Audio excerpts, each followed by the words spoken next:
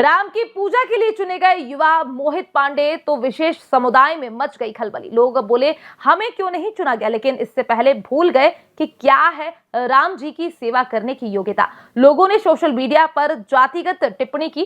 कट्टर हिंदू बोले इनको जानकारी का अभाव, इसमें जाति धर्म वाली कोई बात नहीं, सब योग्यता का खेल। अयोध्या में भगवान राम की पूजा के लिए एक विशेष पुजारी को चुन लिया गया है, जिसने अभी हाल फिलहाल में युवा अवस्था को प्राप्त किया है। लोगों को हैरानी है कि ये इतनी कम उम्र में इतना योग्य कैसे हो गया, तो कुछ लोग ये भी कह रहे हैं कि इसमें कुछ विशेष योग्यताएं हैं। खैर, इस युवा अवस्था को प्राप्त पुजारी को लेकर सोशल मीडिया पर तरह तरह की बातें की जा रही है, लेकिन इस मामले में काला झूठ और सफेद सच क्या है, इस बात से बहुत कम लोग वाकिफ हैं। दरअसल अभी हाल ही में अयोध्या के भगवान राम के भव्य मंदिर के लिए पुजारियों का चयन किया गया है। इसके लिए लोगों से बाकायदा आवेदन मांगे गए थे, जिसमें 3000 लोग शामिल हुए थे। तो वहीं पुजारियों के लिए कुछ मानक भी निर्धारित किए गए थे, साथ ही उनका सीक्वल चयन प्रक्रिया भी ऑनलाइन देखी गई थी। इस पूरी प्रक्रिया के द्वारा 200 मैसाचुसेट्स का साक्षात्कार करवाया गया था, जिसमें 50 आदिवासियों को भी चुना गया था, जिसमें से अधिकतर पुजारी पद के लिए चुने गए हैं।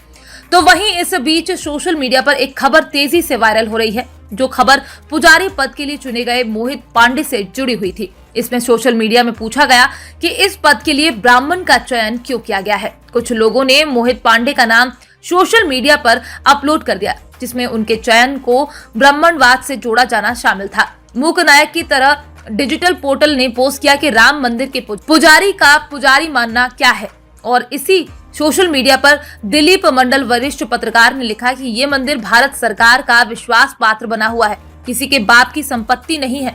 मंदिर में पुनर्निर्माण नहीं हुआ तो आंदोलन होना चाहिए। दक्षिणा सब देंगे और सिर्फ सारा पैसा एक जाति के लोग निकालेंगे, ये बुरा नहीं है। और इसी तरह सोशल मीडिया पर राम मंदिर के पुजारी के चयन पर प्रश्न चिन्ह उठाए जा रहे हैं। अब ये उठाए गए प्रश्न कितने उचित हैं या फिर अनुचित, इस बात को समझने के लिए आपको आगे की खबर को समझना होगा। दरअसल मोहित पांडे के रामलला मंदिर के पुजारी बनने पर जो लोग उंगली उठा रहे हैं, उन्हें ना तो प्रक्रिया का पता है और न ही इस बात की जानकारी है कि मोहित पांडे को किस योग्यता के मुख्य पुजारी के पद पर दर्शाया गया है। जैसा कि रामलला के मंदिर में पुजारी बनने के लिए शर्त रखी गई थी कि उम्मीदवार को किसी भी तरह से प्राप्त गुरुकुल के वेद शास्त्र और संस्कृत का अध्ययन करना चाहिए। उम्मीदवार को राम नंदीय परंपरा में शामिल होना चाहिए। ऐसे में सभी पुजारियों के चयन के दौरान साक्षात्कार में वेद कर्मकांड और वैदिक मंत्रों के ज्ञान पर ध्यान दिया गया। इसके लिए आयु सीमा अधिकतम 30 वर्ष तय की गई थी और इन्हीं सब योग्यताओं को पूरा करने के बाद एक परीक्षा होगी और फिर जो भी उस परीक्षा में पास हो जाएगा उसको राम की सेवा का मौका दे दिया जाएगा। खैर, जिनका भी चुनाव पुजारी के रूप में हुआ है, उनको मुख्य पुजारी की भूमिका निभाने से पहले लंबे समय तक प्रशिक्षण दिया जाना तय है, जिसकी अवधि 6 महीने है। अब ट्रेनिंग के दौरान उन्हें वेद कर्मकांड, वैदिक मंत्र और रामायण के ज्ञान की गहन शिक्षा दी जाएगी। इस प्रशिक्षण के बाद ही पुजारी रामलला की पूजा स्तुति का कार्य कर पाएंगे। वैसे तो फिलहाल रामलला की पूजा अर्चना के लिए पुजारियों की नियुक्ति की जा रही है, जिसमें राम नंदीय परंपरा का विद्वान होना जरूरी था, साथ ही उन्हें वेद शास्त्र और संस्कृत में विशेषज्ञता रखना जरूरी था। बस इन्हीं सब योग्यताओं के बलबूते मोहित पांडे का चुनाव किया गया है।